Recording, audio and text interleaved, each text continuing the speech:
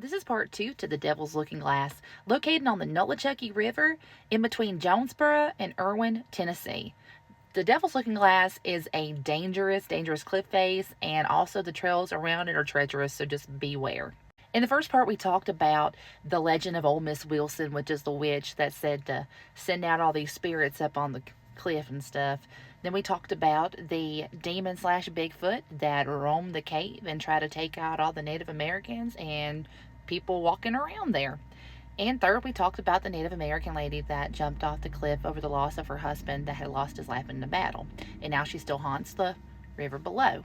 But we didn't talk about the lone rider or the banshee. So a neat little thing with this rock cliff face is that you're supposed to, allegedly, be able to make out 3 different Native American faces in the rock formations. There's a legend of a lone rider that rides right along the banks of the Nolichucky and especially in front of the Devil's Looking Glass. In the late 1800s, early 1900s, multiple people reported that they would hear this horse and rider come up right up on them, just close enough where they could almost touch the horse itself. But when it got right there, it would turn around and run a different direction. But all they saw was a shadow. Well, folks got to talking in town and said, you know what? We want to figure out who's playing this trick on all of us because we all keep hearing it. It's scaring everybody. Let's see who's doing it. So they set out a tripwire to try to trip up the horse and rider. And one of the guys went to the front of the trail where it was reported first coming down. Well, the guy listened and he heard it coming. So he got up and he ran to the guys at the tripwire. And right when that horse and rider got right up on him, they pulled it. And it tripped the wire, of course. But that rider just kept on going.